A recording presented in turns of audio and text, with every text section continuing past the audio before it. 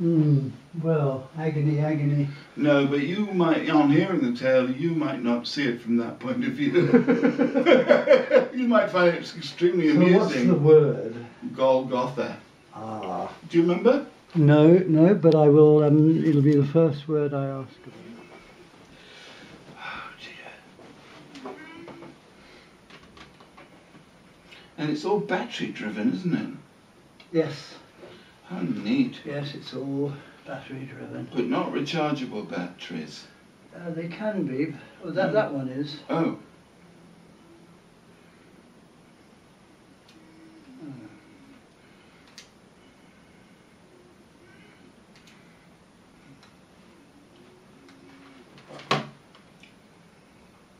Do you think you'd like to have a rechargeable motor?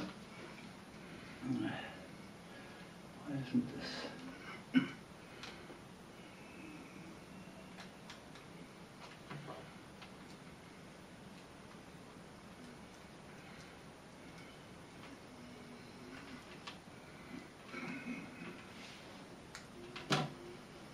What happened?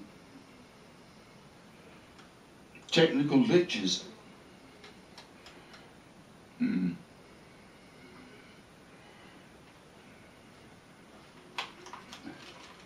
This battery should have plenty of life left in it.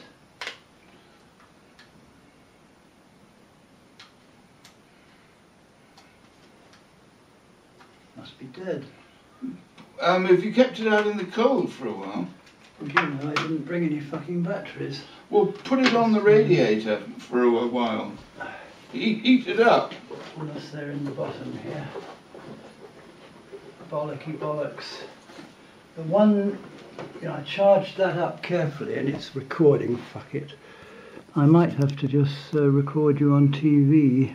Which I'll do. It works perfectly well. No problema. That's a pretty useful looking shirt. Nice thick winter shirt. Yeah. It's River bought in Australia. Oh. I've got a proper one, an R.M. Williams moleskin. I watched one of these programs on Australia. This one was called Bondi. And it's about the lifesavers. The amount of lives they save is just amazing. They're in action very often. People drowning. I bet they are. They've really got it down. Guy jumps in the water with this huge board, a surfing board, that has been specially built with loops on either side, very buoyant, and he kneels on it and goes out there paddling, gets to the chap and just flings the chap over it, and then paddles him back in, and as the last wave comes, he just flips him into the wave, which throws the guy up on the beach. And a lot of people, and from the shack higher up, they scan all the bathers, and they just say, yeah, there's one drowning. Out there quick. Unbelievable. Yeah. Maybe it's this. What a service they provide. I bet they do. You know they respond to heat, batteries. Yeah, but this, it has to drive a little motor. If it's not worth it. But this is. And so hang on, don't say anything. Let me give a little intro. So just quiet for the moment. Okay, it's blimey, it's Thursday, the 12th of December 2013, and it's my second interview with Bertie, and that's Edgar Babst in North London, and my lovely mini disc voice recorder. The battery's dead, so here we are on HDTV instead. Anyway, good morning, Bertie. Good morning, Nico. So I'm told I should say a word to you, and this word is Golgotha. Golgotha, eh? Golgotha. It's funny you should say that. I was just aware of the season that we're in, you know, the festive season, Christmas, I was reading my Bible, and you know that our Saviour was crucified on Mount Golgotha. Oh, yes. Well, I used to live in India, in Pune, and we christened one of our apartments Golgotha. I was sharing with Binks, Krishna, and he and I had just made an honest attempt to come clean, and we'd been in a hospital for about 10 days, deprived of joy, any kind of joy. We were locked in there, and fortunately, as we were booking ourselves in, I casually said to the doctor, well, how long do you think we should stay? And he said, oh, 3 weeks at least. 3 weeks? There's no way I can stay 3 weeks here, I said. And Big said, God, no, no. And he said, well, 3 weeks is... I said, 10 days. And I said, well, why is it important? And he said, well, you're locked in. Oh, I said, well, we'd better make a firm deal. Of course, we can always extend, I suppose. He said, oh, yes. Money, money, money. Lovely. And so there we were. God, it was just horrible. Well, I mean, he just filled us up with drugs and everything, but that didn't stop all the pain. When I'm quitting, my characteristic is to be hyper aware of smells. And oh God, I remember lying on the bed and I could smell what was filling the pillow that I was lying in. It was just horrible, and so it would make me puke, and just puke and puke and puke. Anyway, obviously after about 4 days one comes down, but one is just a shattered shell. And then after 10 days we left and we went back to our flat and just sort of gran and buried. So I came into the kitchen one day, and Krishna was reading a book, and I asked him what it was, and he said, it's Kipling. I said, Kipling? Yeah, that's good. And I set about doing my tasks and everything, maybe making a cup of tea. And then finally he started laughing. He said, listen to this. And he started reading excerpts from a story that he was reading. And I started laughing because it was an amazing story. It was the story was called something like The Inn of 10,000 Angels or something. And what it was about was this stevedore or somebody, you know, a fairly young guy who was addicted to opium, and this was his den. This was where he went to smoke, and it was only a small place run by a Chinaman, the Inn of the Sixth Happiness or something like that, and it was right downtown in the funkiest part of town. To actually go past it, you went down an alley that was so narrow that you could only get back going sideways.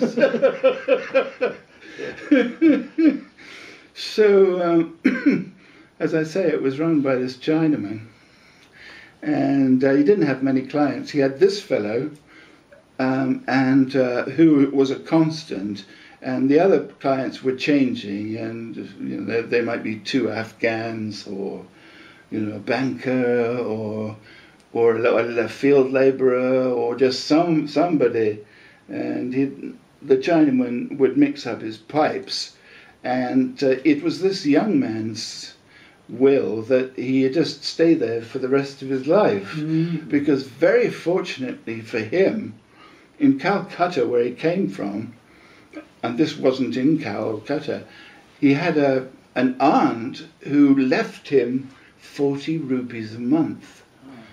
And he used to say, so I've got this 40 rupees a month, fresh, which he gives to the Chinaman, who would take out a certain amount for the O, and then cooking. I don't know what happened to the rest, but anyway, every whim was taken care of, i.e. 2 whims, food and food and dope. Right. But he did have a little thing with the Chinaman that he mixed it with something, or maybe that was after he died and his nephew took over. Anyway, and we're still in the Kipling story. Yeah. So that's the story. And me and Bink started reading, a couple of pages each and then swapping and going into hysterics. But hysterics through this shield of personal pain, because, one had so much personal pain and agony. But the story was so apt and so funny that it was really weird to be feeling absolutely awful, but laughing. Really laughing. And so we read each other a couple of pages of this tale, and the guy went through, the Chinaman died, and then for a while his wife was doing it, but she was a real kind of dishonest thief type. And then she was got rid of by the Chinaman's nephew, who took it over. And he was okay, but he had a habit of mixing the O with wood shavings or something. But in truth, he did the same job as his uncle and saw the guy out. And the storyteller used to go and see the young man, who was rapidly aging until evidently a footnote said that he died 3 months after the story was finished. And so we christened our flat Golgotha. Well. But it's true, even in the 60s, 40 rupees a month would certainly get you food and dope. Even in the 60s? I mean, maybe not opium, but you'd certainly get a couple of decent meals, decent vegetarian meals a day, and a chillum or two. And so if you slept on the ghats, you could still live on that. I believe the average living wage in India when I arrived there in 1965 was something like 40 paisa a day, less than half a rupee a day. So. Well, it had been probably when this story was written that first there was the golden rupee and then the silver rupee. So a rupee might have been worth 15 American dollars. So it was a very valuable thing. I mean, even in the Baba's day, Osho Rajneesh's day, he said 1 rupee, when he was a boy, could basically look after you for a month. Food and... because, of course, with the climate in India, you don't have to have the stateliest pad to be able to sleep. No, you can sleep in the open if you're, Yeah, and it's very desirable if it's the hot season. Pune got so hot that I used to sleep outside in the hot season. That was at the end, and when we first went there, an Indian might ask you where you lived, and you'd say Pune, and they'd go, lovely climate. And at the end, it was getting hotter every year because it had doubled in size, it had tarmacked the whole world, cut down all the trees, and what a difference it makes. The sun just, ooh. The city changed in 30 years greatly? Oh, massive, yeah. I don't know how big the population would have got to, but probably 3 times as big anyway, because it doubled in about 5 to 10 years. And I'm sure in the other 20 it doubled again. I wonder how much of that was due to Osho. And I wonder why it got not so much. bigger. It became... people wanted to get out of Bombay, and Pune's up the road, and it basically had all the amenities that any other city might have, because it had to have them, because it was the Western Command for the army. Oh, that's right. So, they've got Rolls-Royce and Mercedes dealerships in Pune now. Mercedes manufacturing. Amazing small world, isn't it? It is. I remember my cousin David, whose father was a regular army officer with the 2nd Gurkha Rifles, and Wow. he got married in Pune. Did he? David went back there a few years ago and visited the church where his father got married. It was very touching because he never met his father because his father was killed in the Burma campaign in the war, and he was born 6 months later. So, Oh, goodness. so he's been trying to find his father ever since. And looked for him in Pune, and actually last year looked for him in Burma. But that's another story. Wow. God, how amazing. So India, well, I don't know where to sort of give you an entry point. I mean, we talked about your acting, and Yeah. you talk. I don't know. I mean, whether to be serious, and because you certainly convinced me that you developed hugely personally in your time in Pune, or whether I should try and get some funny stories out of Well, it. I don't Should know. we be serious or funny? Or Well, both? it's all the same. It's all every story is serious and funny. Ah, Yeah, there's no difference for me.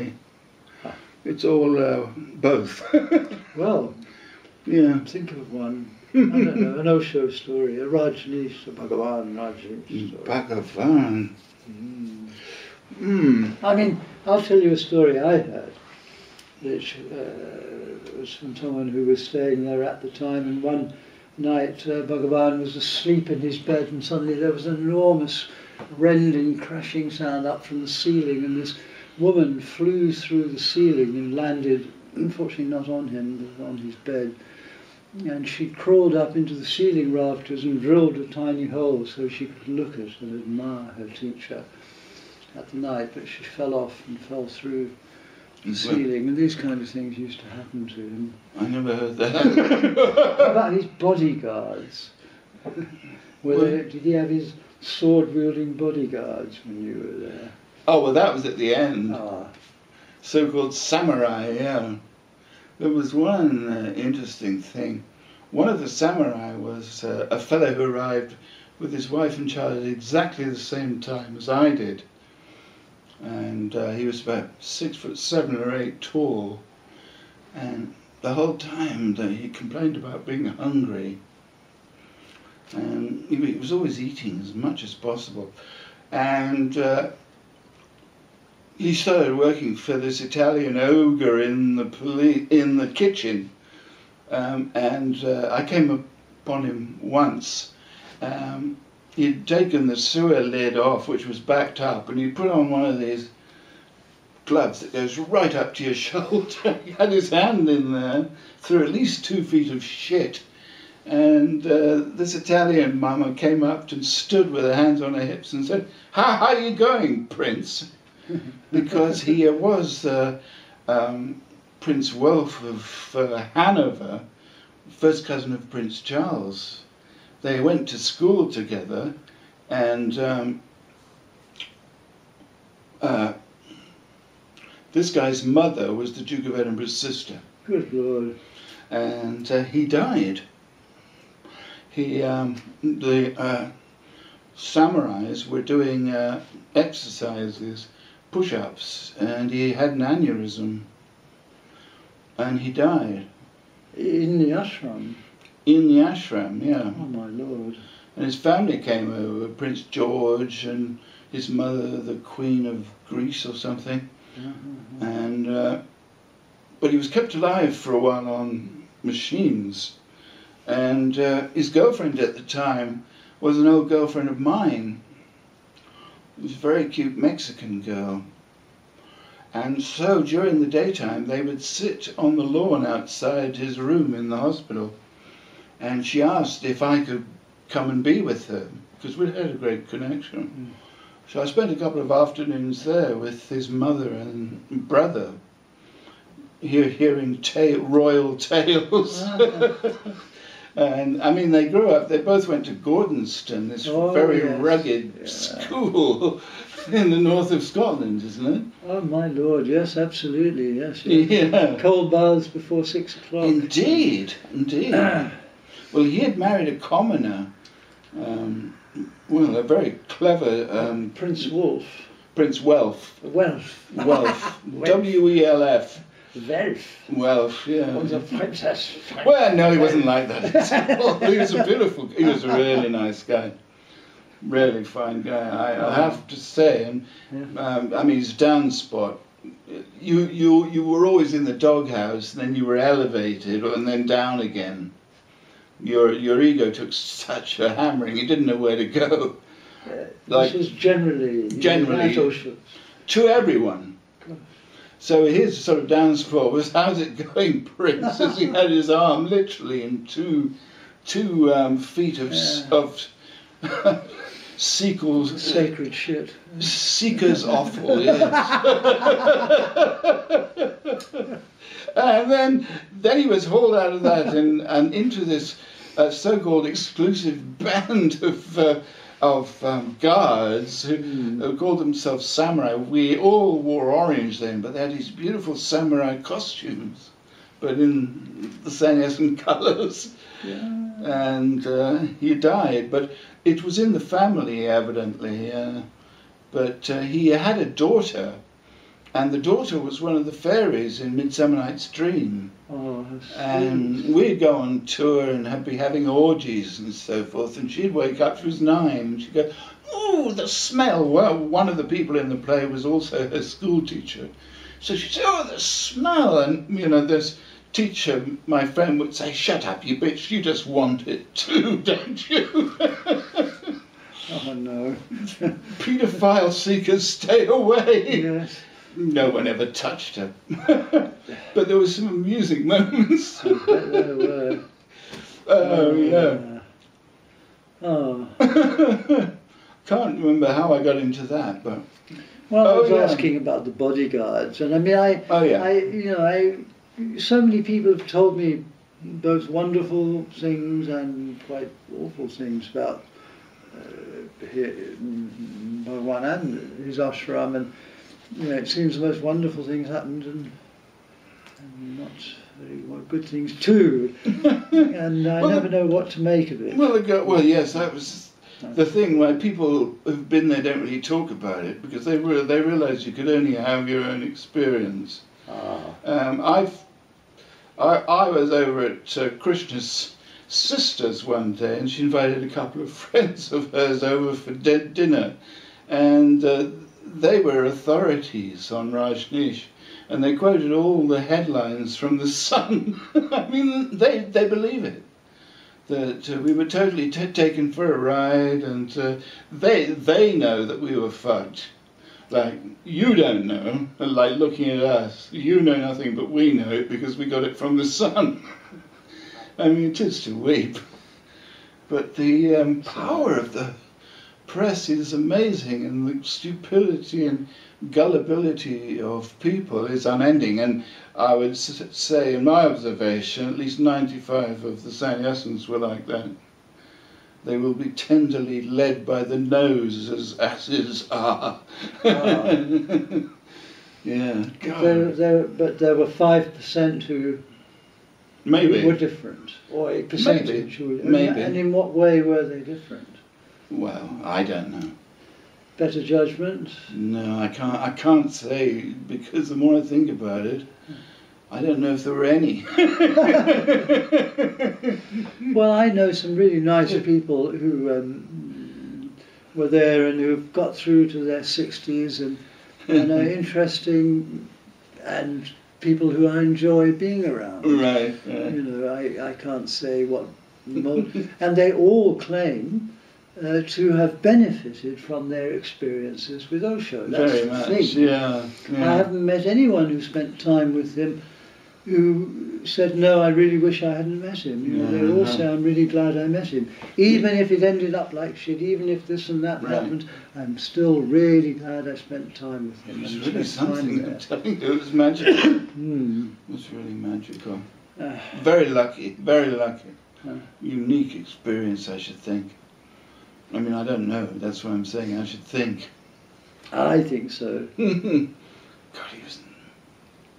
God. man, he unclassifiable. He was wild beyond your dreams, ruthless and loving beyond, beyond.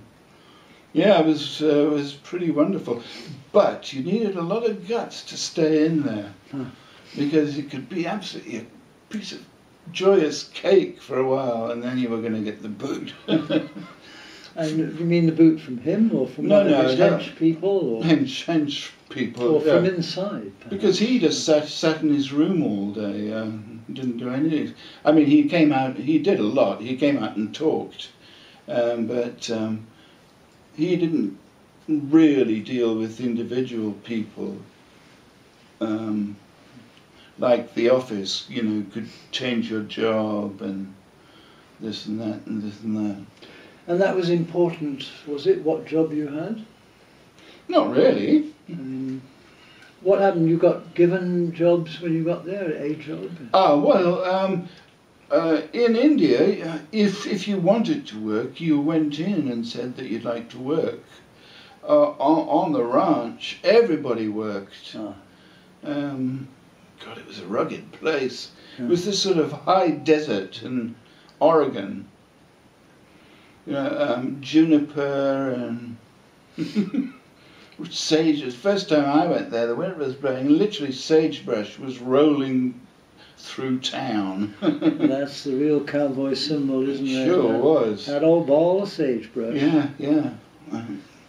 And mind you, I always think of it as being lower down, like Lonesome Dove in the Mexican border. I didn't realise it happened on the high plains too. Yeah. High plains drifter, I mean, it's that kind of area, isn't it? And you can disappear and people never find you. Well, I know John Wayne made a movie. The ranch, before we took it over, was called the Big Muddy.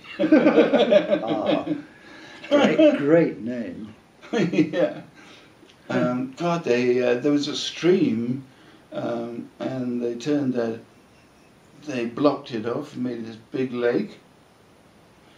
And then at the extreme edge of the property was the John Day River, a big river where this person drowned that I told you about. Oh, yeah. But wasn't my cup of tea. Krishna seems to have lasted there a bit longer. Yeah. But I guess he was probably liked America. He spent quite a lot of time in America generally. Yeah. How odd. Yes, I preferred India. Yes. The delights of India.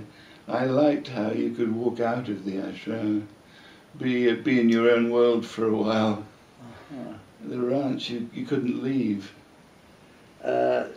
You mean because you didn't have transport? Or? Well, it was 100,000 acres, and when you went out, the nearest town was a little village of say 30 people.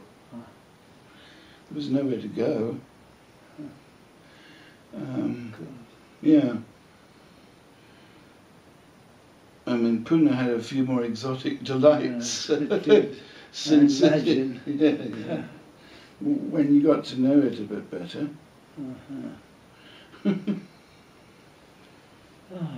Don't worry, I'm in bad shape too a day. That's why the words aren't flowing. I'll explain why later. Well, shall we take a short break then? Yeah, you'd have to turn it off. Don't worry about that. Okay, Bertie. So about the play, the great second play. Tell me about it. Oh, you're recording now, are you? I am. I can chop the first bit off so you can start any time. Well, I was walking down the main street in Pune, not in the ashram, outside, when I met this old friend of mine who I'd been in 12th Night with. And he said, I'm going to do Midsummer Night's Dream again. And I said, are you? What role are you going to take? He said, I'm not. I'm going to direct it. And he said, I want you to be in it and to play the same part that you played the first time. So I said, you're not. And I said, my God. And then I just said, okay. The first production we did had been 13 years earlier. Ooh. So rapidly he got his you know, his crew together. He interviewed the people he wanted and held a general call for actors and got all the cast together, arranged for people to make the sets and everything and the costumes, and off we went.